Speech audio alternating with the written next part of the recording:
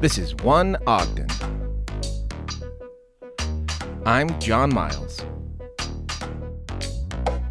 The Local Artisan Collective is this awesome studio and retail space in the Junction where artists can create and connect with each other, and the community can buy their work and watch it be created and even learn various techniques for themselves. Stephanie and Roxanne have been involved from the beginning. Are you from here in Ogden? Did you grow up here? No, I actually grew up out in West Jordan and came to Kaysville actually for work, and then loved Ogden and have stayed up here ever since. Don't plan on going anywhere else. And so what's your role with the Artisan Collective? So I'm the co-owner of the Local Artisan Collective, and then I also have my own business, Our Children's Earth, that I make things. Oh, okay. Yeah. So what kind of stuff do you make? So I make a huge variety of things. I think that I'm like most artists where we have like a little bit of everything we like. And so I do clothes and jewelry and household items. I see. So that explains why you needed to have this big studio where you could get into all kinds of stuff. Yes, definitely. And what's your name? Roxanne. And what's your role down here? So I am one of the members who are founding members. So I was here from the beginning. Okay. So we used to have really great meetings, official meetings in Jenny's living room before we had an actual storefront. And I do jewelry and natural dyes primarily. Okay. So I had a business in Ogden for quite a few years, and I had known Stephanie for quite a while, actually. And we were both in a similar position where we were like, we want like a space. Like we're outgrowing our home and there's like piles everywhere, and our significant others are like, what is all of this stuff? Like, right. I had messaged and we had talked about that, and then all of a sudden it's like this idea came together. So the collective part of it, I'm curious about. So is it like a membership thing, I guess, is the first question? So you could either be a member or a consignor to be part of the collective. We have just under 50 artists with us, and everyone has to live or work in Weber, Davis, or Morgan, Box Elder County. So it's like truly local people that are making everything here. And how long has it been around? We just celebrated 7 years. 7 years. Yeah. Have you always been down here? Yep. In the Junction? Yeah. We love it down here. It's really nice. Get a lot of people that are traveling too, which is really fun, and it's fun to hear them talk about how much they love Ogden and all the cool things that Ogden is doing. And so the governance of it, like as an owner, how much stuff do you dictate? How much does the rest of the collective dictate? So Jenny is my business partner, and so she and I started it, but really, like Roxy was saying, there was a core group of us artists that were all friends that we thought, and Mike, our glassblower, is still at the collective also. And then for governance, there's things that we just have to do, like making sure that people are nice to each other, or things like that, Well, no, we have like procedures to like handle things in a way that makes it smooth, no matter what artist is working to. Yeah. Which is really important. So there is a lot of organization going on that I think people don't see, right? No, Unless you're totally, part of it, you have absolutely. no idea. How much effort and hours of like meetings and like hashing things out we go through just to like come up with even revisions on some of the memberships that we've done, like to try to make it like good for everyone involved over and over again. That's kind of the main goal.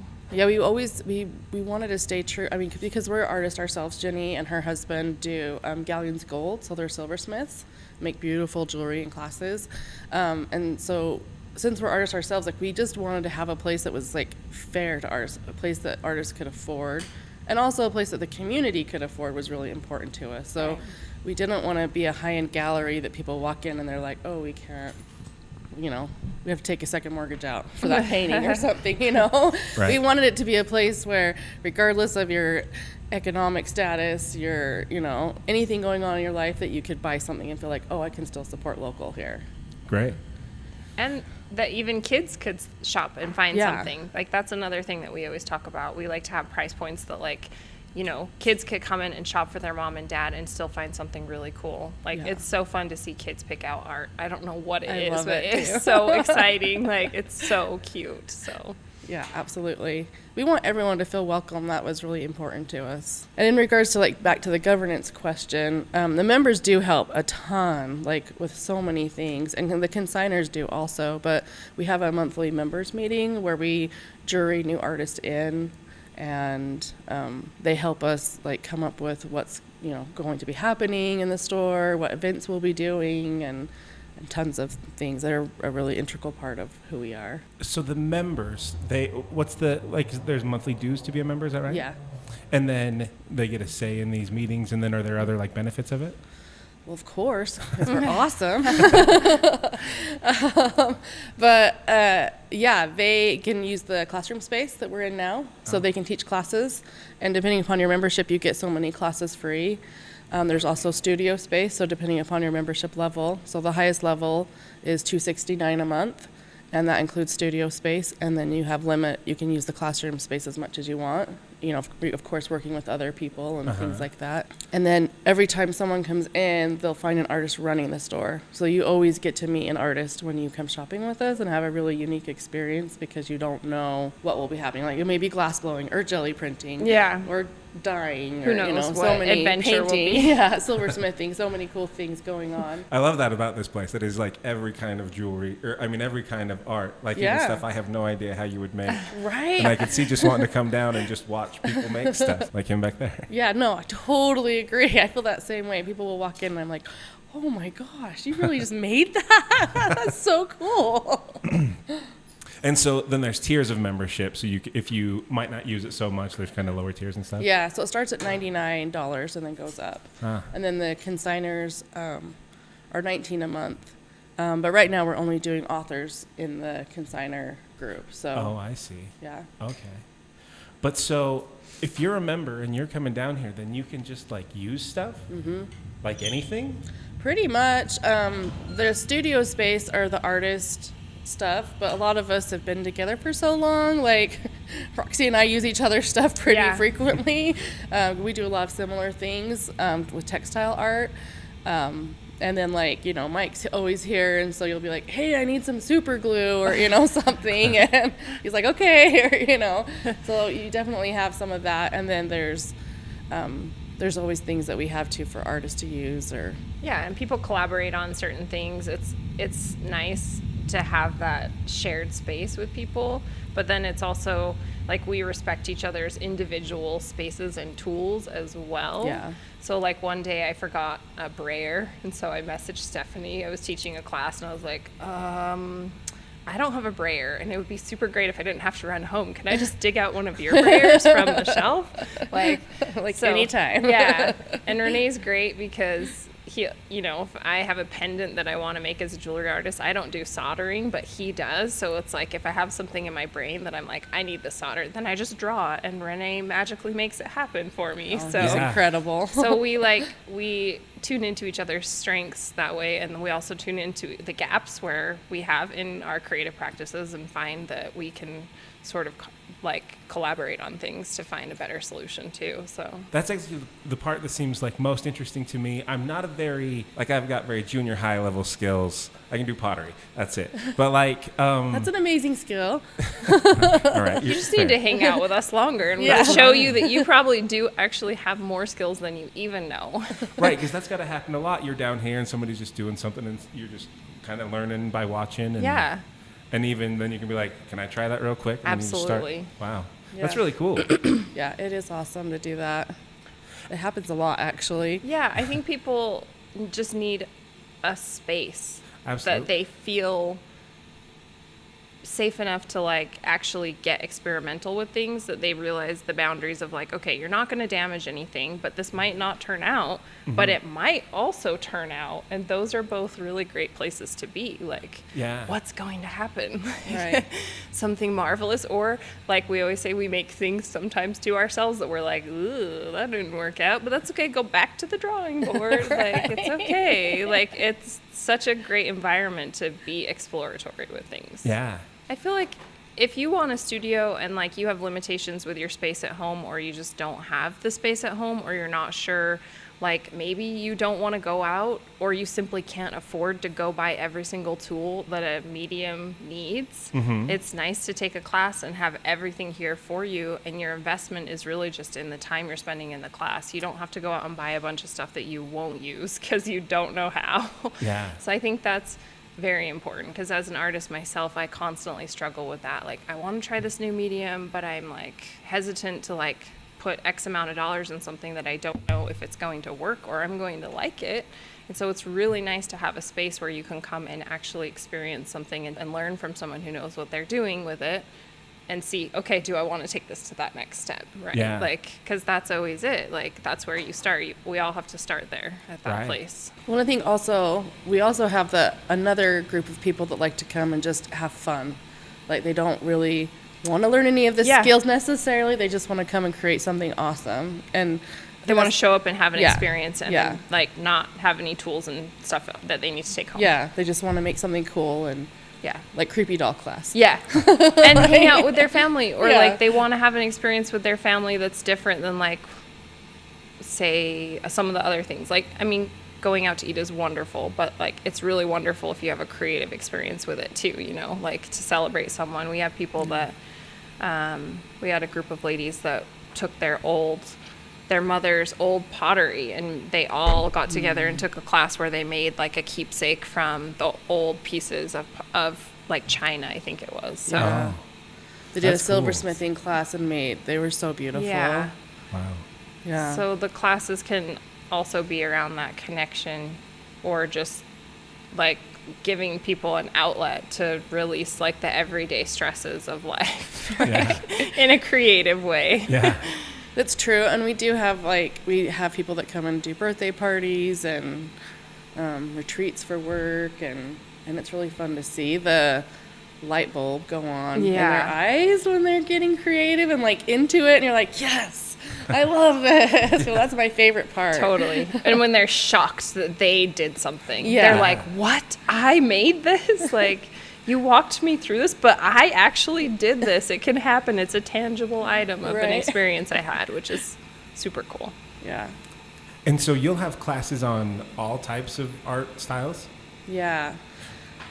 We do homeschooling, after school, silversmithing, painting.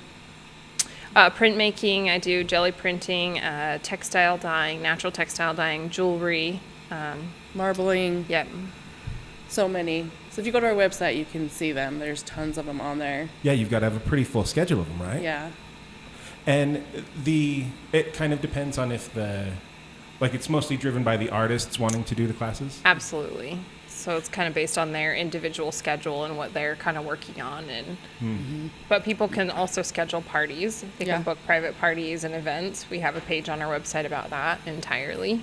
So if you don't see something on the schedule, you might look at that and go, oh, hey, we could get a group of people together to do this. Or Yeah, it's like I want to learn silversmithing. I'm just going to schedule it with you guys? Yeah. Yeah, definitely. So we do private classes and group classes and then the regular classes. Yeah. So, and everything really in our store is artist led. We really strive to be a platform where artists can make themselves as successful and busy as they want, and sometimes your schedule doesn't allow that, and so you can take a step back also and catch your breath too. So it's all about supporting each other really wherever we're at, which I think is really cool about our collective, because sometimes you have an off month and then there's another person there to help you out. You don't have to like do it all on your own. right. Yeah. There's a fee to get in them, the classes? It's like 10? It's both. So some are free, like demos or things like that during Art Stroll. And then we have like a free craft night where you can bring anything you're working on, any art project. You can just come and hang out in this collective, and that's the second Tuesday of every month. And then some classes we charge for. So, and it goes up to like, our homeschool classes are $199 for the full semester. So And they're that- like a series. Yeah, and that Like an includes all online the series of supply. classes? So we do have an online class for homeschool, and then we also have in person. Oh, really? Yeah, so the kids come. We have 4 classes on Mondays, and And you give them the tools, yep, and then you'll go help them do it? yeah, Wow. That's really cool. We have a motto is in our awesome. homeschool class. We kind of like encourage them to like really get into what their vision of it would be. So our motto is, you are the artist. Huh. So we don't try to get them to replicate a specific thing as much as we try them to be process based and like, okay, how do you want to change this? How do you want to make it yours? Maybe you do want to make it look like the example, and that's okay too, but maybe you want to like do something really wild with this portion. I love that. I love the imagination that they have and what they come up with, and it's incredible to see them just really believe in themselves. That I think that's a big foundation for Roxy and I in that class, is that kids walk away knowing that they can create and that they're an awesome artist. Well, and that's got to be at least somewhat driven by that kids aren't getting to do a lot of art in school these days, right? Absolutely. Yeah. Well, and some people don't have, again, some people don't physically have a space at home to do it in. You know, like there's lots of limitations to art that are economic and also just logistics of like, I can't let them make a space, like a mess in this space. We won't get our deposit back. It'll be a disaster, you know? So there is that too of like, there are fewer and fewer opportunities for kids to do that. Then members, they can like sell their, like I could just come and make something cool and then put it out on a shelf in the store. Is that part of it? No, so you have to get juried in, and we try to keep things really unique. So like we do have like, for example, we have quite a few jewelry artists, but they're all different. So like Roxanne, she's like a master at doing beading. She's been doing it for like 20 plus years. She can tell you so many things about them, versus like Mike does glass blown earrings and pendants. And then Renee does silversmithing, and then I do like marbling earrings and jewelry and rock chips, and Rachel does bone jewelry, and Summer does resin. And so we try to keep it so that every person kind of has their own unique niche, instead of having like a bunch of people that do resin. Or so it's a curated collection where everyone has like a different style and kind of influence, even if it's like this, we share the same medium. We all have our individuality with it. Yeah, that's cool. Yeah, so it is curated that way, so that when people come in, they have a unique experience and see like a really large variety within a medium. And new artists are juried in, so the members are jury that in. Like I've been outvoted as a member before, as an owner before, which is fine. Like that's how we set it up. So, and so it's a jury of the other artists? So all the members once a month. Right now we're full, and so we haven't juried anyone in for a while, but in January we will be again. So people can't join right now? Not right now. We're just too full, and with the holidays coming up. With the busy months, we kind of have to put it, because the reason for that is there's actually a lot of training for people to become a member. They have to learn the cash register. They have to open and close the store. So there's some that's like the business side of it too. I see. So it's like you really do have to use like your creative side of your brain, and then you get to learn also how to manage and negotiate with your sometimes not so participatory business side of your brain. Like, it's not my first nature to have that element in my artwork, and I find that with a lot of artists. So it's a great experience because you have to have both skills. I think that's one of the hard things about being an artist that I don't think people realize, is that you don't just have to make something, you have to also be an accountant. You also have to do your own marketing. You have to be your own business manager. Like there's a lot of things Quality underneath control, there. research and development. How many other hats could you possibly wear? Right. Photographer. Yeah. Photo editor, like social media manager. Yeah. And it's got to get pretty crowded then in here. Especially during the holidays, which we love.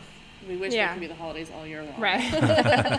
But it's so awesome. People will come in with like their family, their list of their family, and all the presents they need, and they're like, okay, we're coming shopping here. We're supporting local. And they'll just fill up the little hand carts and bring them up to the counter and have a stack of things going and just buy everything they need here. Yeah. And it's so awesome. And we'll wrap it for them. And some of those art types you mentioned, I don't even know what they are. Like, what is, marbling? Oh, good question. So marbling is actually an ancient technique that's been around for hundreds of years. It started well, they think that it started in Turkey. It's called Ebru, and in Japan it's called Samunagashi, and it's moved to Italy. And if you look at really like old textile books and you open them up and they have that really beautiful patterns in them, that's marbling. And that's how they could tell if things were counterfeit or not back in the day, if they had certain patterns on them. And so, move forward to today, and you can do marbling we do it on wood and fabric, and it's a way that you can float the ink on a marbling substance, and then you dip the items in there, and then when you pull it out, it has a really beautiful and organic paint pattern on it. Is it like textured painting, or is it? No. I'll have to show you. I think you talk about this, because that's... Yeah, what is this? You're Jelly doing? plate printing. So Jelly plate? yeah. So a jelly plate is also like a kind of an old technique. Before we had Xerox machines, people made plates out of gelatin. Mm-hmm. They were really made out of gelatin and glycerin to start with. And basically it's a surface that's somewhat sticky and jelly, and you can imprint a design on it with like stamps, or I use leaves. So you put paint on it, and then you can kind of scratch in your design, and then you can put paper on it and pull a print. Oh, okay. So it's just really fun. It's really easy to like spend, like, say, you get home from like your day and you're like, oh, I'm kind of tired, but I really want to like do kind of a decompression exercise for myself. And so you can just pull out the jelly plate, grab a tube of paint, grab a couple objects, just like roll it on with a brayer, take a few prints, put it away, you're done. Like it's really accessible for that reason, because it's easy cleanup and easy setup, and it provides, once you know a few techniques, you can just kind of run with them, and it provides like endless options. So you can make like greeting cards. Mostly you do paper, but you can also print on things like fabric too. You do it on there, and then you can make it over. You can make a whole bunch of different prints. Yeah. So you could make like 25 greeting cards, for your family and friends, and have them be seasonally themed, or whatever cool. birthday, or it's really cool. You can use things like alcohol inks or different types of ink. Primarily you use acrylic paint or like oil paint, but it's kind of one of those things that it's just really, it's a blank canvas, the jelly plate itself, and it really is just how much imagination can you put into what you want to put on it. Yeah. And it's endless for that reason. That's not one right there, is it? Mm-hmm. Yeah. I mean, no, on the black, is that? Oh yeah, this is a jelly print. Oh. This is a jelly print with an ink that's actually a soy-based ink, which is really cool. So it's an oil-based ink, but it's like completely non-toxic. And so I like to specialize in like sustainable art projects. I really try to focus on that with my personal work. I'm always like usually driving myself mad trying to find an alternative to something that's not sustainable. And acrylic paint is not my favorite first choice for a lot of things, because it can turn into microplastics. But in regards to printing on paper, it's great because in this method you have zero waste. Wow. So it's in my view, the whole practice and how you do it can be very sustainable. So, but I'm always exploring other pigment types that are alternatives to acrylic, and this is one of them. And what's this? What do you have? So this is marbling. Oh, okay. So you needed a visual. Is that like you want to open this up? Okay. There's like candy in there. Really?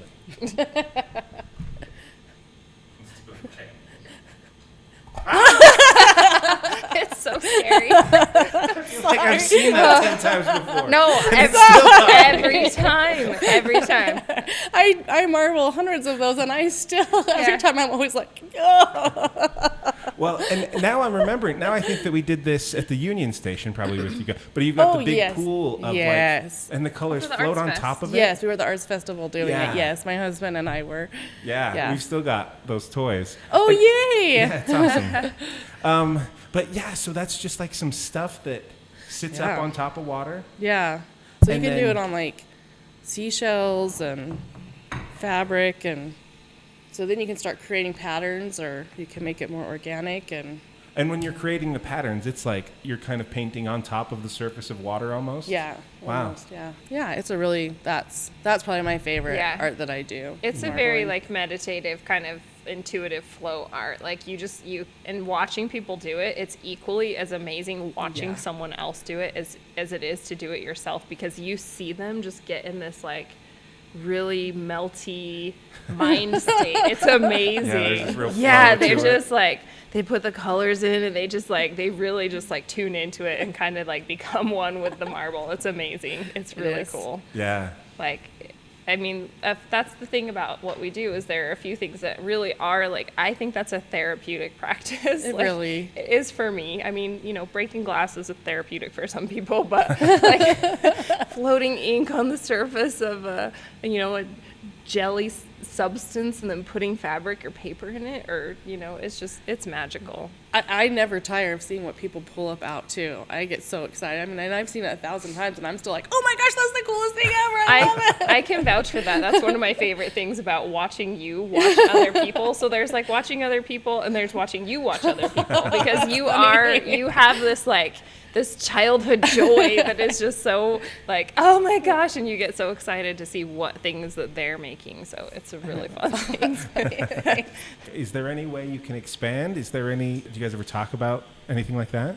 We would absolutely love to be next door also, but finances are. So there is more space down here if it Yeah. ever, if you got to that capacity, then Yeah. you could kind of do that kind of thing. Yeah, That's cool. definitely. And January, right? We will. It's really through the holiday season. So January will be open for potential members to apply.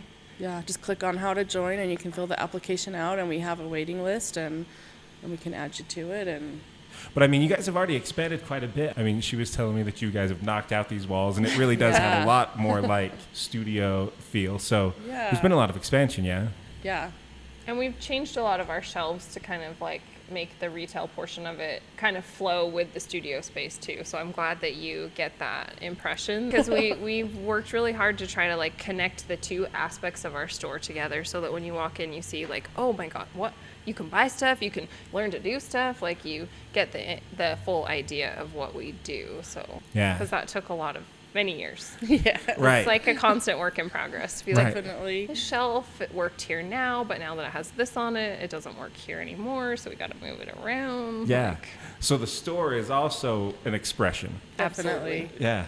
many it of is. conversations and hours and meetings and moving parties. Yes. Lots of moving parties. Yes. And so everything that's for sale in here is in like Weber Davis, Morgan Box Elder is from that area. It's all hyper local. Yeah. And then people like Heather Musante, she's our watercolorist. She has the most beautiful drawing of Ogden. Mm-hmm. And so then she's had that printed on like shirts and mugs and things like that that she designed, and we have those in the store also with her design on it. So we have things like that too, which tourists really love. Like that's our number one souvenir item, shot glasses and. Well, and that's the other thing. I want to like buy something for somebody coming into town. Yeah. But then I don't know where to get it locally made. Yeah. And we also have food, which is cool. Yeah. Oh, really? Like Plant Candy does their freeze dry here. Z's hot sauce. We have some caramels from. The honey sticks are a huge hit always. Yeah, they're so good. So for the general public, the pitches, watch out for the classes, come down to the store, that kind of stuff. Yeah, And most of that is on the website definitely. and on social media too. Yeah. And then for local artists, I'm guessing it's learn different crafts, learn the business of it. Be part of something that hopefully is going to be here for a very long time and can be part of your legacy that you helped build this. Yeah. And as an artist too, it's nice to have an outlet for your goods, especially if like maybe doing shows isn't like an option for you all the time. It's really nice to have your items available to the public all throughout the week. There's someone here to ring someone up the whole time, so you really can, have your art making sales in a place where you couldn't physically do that yourself. Yeah. But because we're a collective, we all do that for each other. We make that possible. Yeah, I would guess that's got to be tough for somebody, you're artistic, you started creating things, but you don't know how to turn that into a business. Right. You can come here and really bridge all those gaps. And I think that's a really good point. Even as the owner, I don't have to be here every day. I mean, I love being here and I love making things here and interacting with customers, but also I can go home and help my kids with things too, because I know that like Roxanne's running the store or Mike, and they've got it. So Yeah. Right, you can tell your friends like, oh yeah, run down to the shop, I've got this and this in stock, and they can go get it. Yeah. Like, you don't have to facilitate that whole aspect because you have like a show floor Yeah. all the time with your work available, which is a huge benefit. And we are all very supportive of each other. So if someone was like looking at Roxanne's jewelry, I would never say, no, come look at my jewelry. I would just be like, she's the coolest. Like, you definitely need to buy that. Let me tell you all the cool things about it, you know? Like, we're all very supportive of each other and what we make. So. Yeah. And it's funny because being a cheerleader for other people actually makes you understand how you could do that for yourself too. It's always harder. I don't know why. It is. It's so hard to be your own, to toot your own horn kind of thing. Like, and when you do that for someone else, you realize how beneficial it is. And of course, someone else is doing it for you too. But yeah, we're always like cheering for each other, which is hugely important. Yeah. As an artist doing the classes, I'm guessing that's also got to have like a promotional benefit, right? That's a good way to get your name out. Yeah. People will come and ask too, like, oh, I took Roxanne's class. You know, where are her T-shirts that she's made, you know, with the leaf prints on them, or, you know, or I took Renee's silversmithing class. Where are his pieces? You know, I think that happens a lot actually, because you form a connection with the students, and then they want to support you, and it's a cool process. Yeah. Or sometimes it's like people are like, I have this beautiful, they'll take like a wire wrapping class or something from me, and they'll be like, I have this beautiful ring and the gemstone fell out, and that's not something I can do. I do mostly cold connections, so I can be like, oh, you know, I know Renee would be able to fix that for you if you wanted. You can definitely take a look at that. So for sure.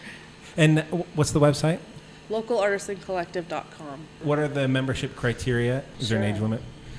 No, actually, we have artists that our youngest artist, I think, started when they were 14, and their mom came and helped them, and it was really awesome. And now he's still part of the store, and it's been incredible to watch his art grow. I thought he was really awesome then, and he's Joe Islander. He's a fantastic wood burner. Amazing. I mean, every little spot and detail that he puts in there is incredible. So yeah, there is no age limit. Yeah, we jury you in. We want to make sure that you have items that are retail ready, which is a really big thing. We also can give artists pointers. So if you apply and then we're like, because things that we didn't know 7 years ago, opening a store, like different laws or regulations. So we've tried to get those all printed off, and like, you have to have your weight on your soap, or, you know, or labeling requirements. Yes. You have to have like the cosmetic name on your soap. You can't just put like olive oil. Like, you have to put that. So there's all sorts of things like that. And then labeling on jewelry has to be a certain thing, with what the quality of the metal is and the gemstone, and like where it's imported. If you're using goods that are imported from somewhere, clothing has to have that on it too. So there's more technical things that we did not know until we got into it. So, and I think a lot of people don't realize that if they're just doing pop-up events, because I mean, like we didn't. That's where we started too. Yeah. We didn't know that either, and so trying to help people, you know, with packaging and things like that. So when they start, they can start off on a good foot and be successful. But so you want people to be retail ready before they can become a member. Yeah. And so if I'm somebody who makes stuff, but I'm not quite there yet, then I just could keep coming down to the classes and keep getting advice from you guys. Yeah, definitely. And you can apply, and then, so for example, I have someone that's applied, and I'm going to be calling them and saying like, oh, you can do X, Y, and Z. Like, your stuff is really awesome, but, you know, like, we really want to see artists successful. Like, regardless if they end up with us or not, like, we believe that art is important, and we want people to be successful. So, you know, giving that information to them so that they can grow as an artist, I think is hugely important. And then they can decide if they want to continue to apply or We've had a few people that have applied, and there were a few things that weren't like ready. They weren't there yet, and we asked them to do the things, and then they reapplied, and then they joined the store. Because really, there isn't anyone to tell you that. You just fumble around and like hope that you figure it out, it's hard. I mean, there's blogs and there's different ways to research it, but I almost wonder if that's a barrier. Like, you know, I'm not ready to be juried yet. That seems like a lot. Sure, you know what that's I mean? a big scary word too, no matter what. Even if Right. you've done it a million times, you're like, ugh. Yeah. I think Right. most still definitely feel that. Yeah. But so it is kind of the atmosphere that even if you're not a member and you want to come down and be part of the community and build up to being a member, Yeah. that It's all built in, kind of. Yeah, for sure. All of our artists, if you come in and talk to them, they will definitely help you with whatever questions you have and give you paperwork or, anything like that to help out. Another thing that we do that we haven't talked about is custom orders, which are pretty cool. Oh. I mean, we did slightly, but some artists love custom orders and some hate them. So we have signs that say this artist does custom orders. What you do. But most of them love them. So like Roxanne, if you're like, oh, I really love these earrings, but can you make it in turquoise, she can do a custom order for you. Or Mike can make a pink ornament versus a purple one. Or, Renee can do a whole jewelry set. Like I've seen her make incredible jewelry. That's a custom order for people. Like I had one guy that was like, my wife loves our poodles. Can you make poodle earrings? So he like drew it up and cut it out of silver and made her earrings, and they were beautiful. Really? Okay. Yeah. So Like for keepsake type things too. I mean, Mike does like cremain pendants, and Renee has done cremains in the glass in a ring for people. So cremain. Oh, right. That's a cool idea. So like there's a lot of aspects of what we do and offer for people to customize things and make things truly unique and special to their situation. The one that I got, I wanted a silver bezel around it. So Renee, our silversmith, put the bezel around Mike's piece, and it's just something I will treasure for the rest of my life. Like it's just beautiful. Okay. I think I hit all my questions. Okay.